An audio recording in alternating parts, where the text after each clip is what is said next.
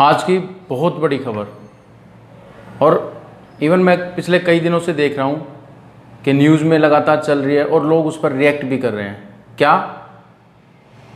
ललित मोदी और सुष्मिता सेन के रिलेशन के बारे में,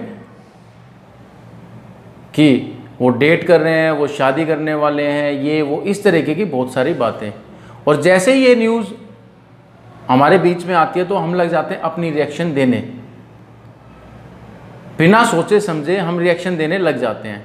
अच्छा एक बात बताओ दोस्तों, क्या सही मायने में ये इतनी बड़ी न्यूज़ है कि हमें इस तरीके से रिएक्ट करना चाहिए?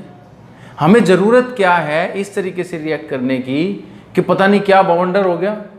अरे सुष्मिता सेन और ललित मोदी की पर्सनल लाइफ के बारे में हमें क्या लेना देना?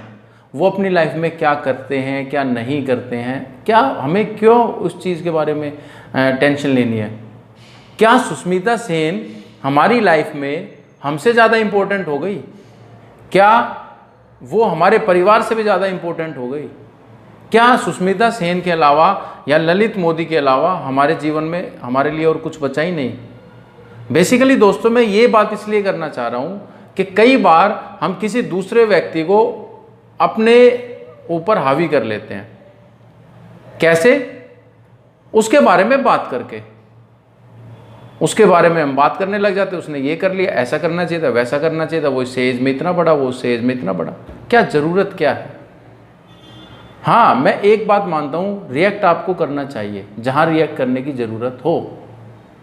अगर उनके किसी स्टेटमेंट से आपको दुख पहुँचता, वो कंट्री के बारे में, वो सोसाइटी के बारे में, वो हमारे बारे में कुछ गलत स्टेटमेंट देते या कुछ ऐसा काम करते जो आम जनता के लिए गलत है, तो हमारा रिएक्शन बिल्कुल जायज़ है। लेकिन किसी की पर्सनल लाइफ को लेकर के हमारा रिएक्शन, आई थिंक ये कोई ज़रूरी नहीं है। और सबसे बड़ी बात क्या है कि हम रिएक्शन दे रहे हैं बट क्या वो हमारी बातों को सुन रहे हैं? हमने ट्वीट कर दिया, हमने कोई स्टेटमेंट दे दी, यार उनके पास इतना टाइम नहीं है, ना उन्हें कोई फ़र्क पड़ता, वो अपनी लाइफ को एंजॉय कर रहे हैं, हम उनकी बातें करके अपनी लाइफ को डिस्ट्रॉय कर रहे हैं। हमें कि अब एक बात बताओ यार, आपके घर में आकर के कोई आपके पर्सनल लाइफ में इंटरफेयर करने की कोशिश करे तो आपको कैसा लगेगा? आई थिंक किसी को भी अच्छा नहीं लगेगा।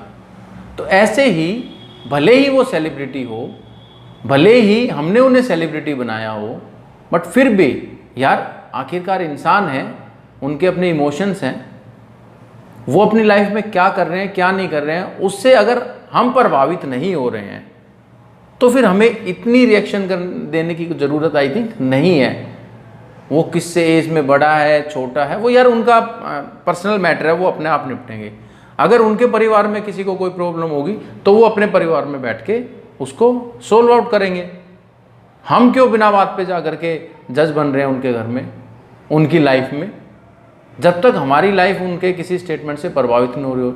अगर मैं फिर ये बात दोहरा रहा हूँ, अगर वो कोई ऐसा काम करे, कोई ऐसी स्टेटमेंट दे जो हमारे लिए, देश के लिए सही नहीं है, तो हमें रिएक्ट ज़रूर करना चाहिए, क्योंकि हम भी इस समाज में रहने वाले प्राणी हैं, हम भी इस समाज का हिस्सा हैं।